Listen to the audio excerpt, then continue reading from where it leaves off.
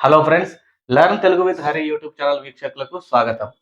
Friends, చూడండి, పిల్లలు ఎక్కువ మట్టుకు ఈ ఘాగుణింతం, ఇది మహాప్రాణాక్షరానికి సంబంధించిన ఘాగుణింతం మరియు ఈ ఝాగుణింతాన్ని తప్పులు రాస్తుంటారు.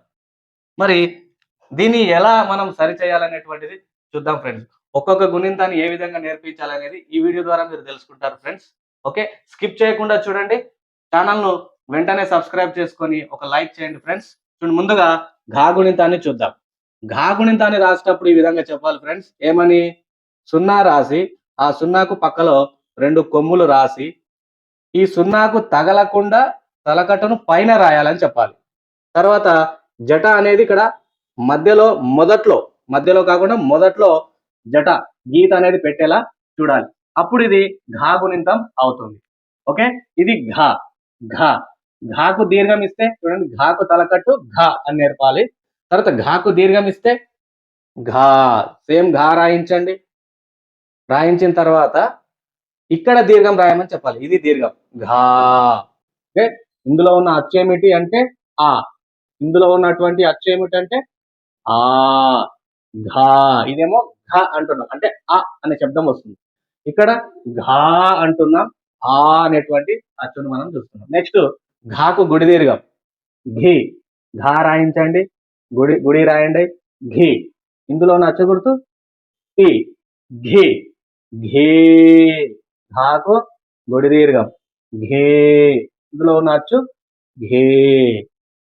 ఓకే, ఇప్పుడు ఘూ రాద్దాం. చూడండి, ఘాకు కొమ్ము. ఫస్ట్ ఘా రాయండి, ఘా.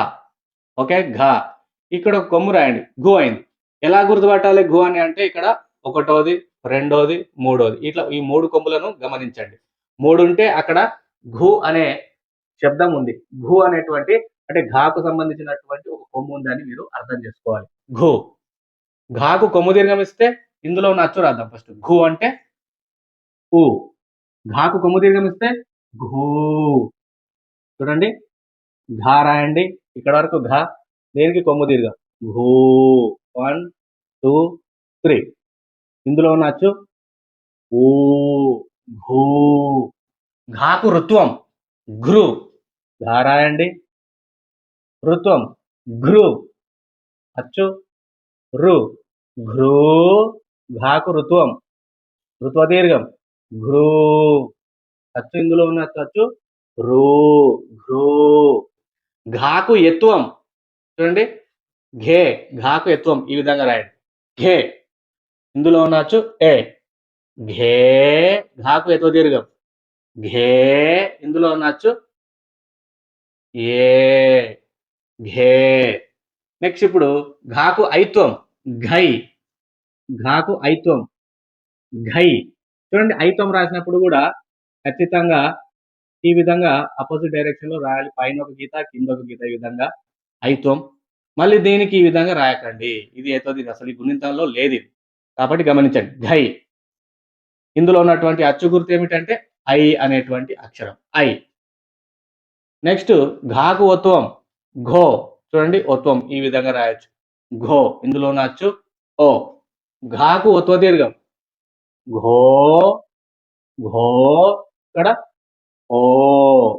ఘాకు ఔత్వం ఘా రాయండి, ఇక్కడ ఔత్వం రాయండి, ఘౌ అయిపోయింది ఫ్రెండ్స్.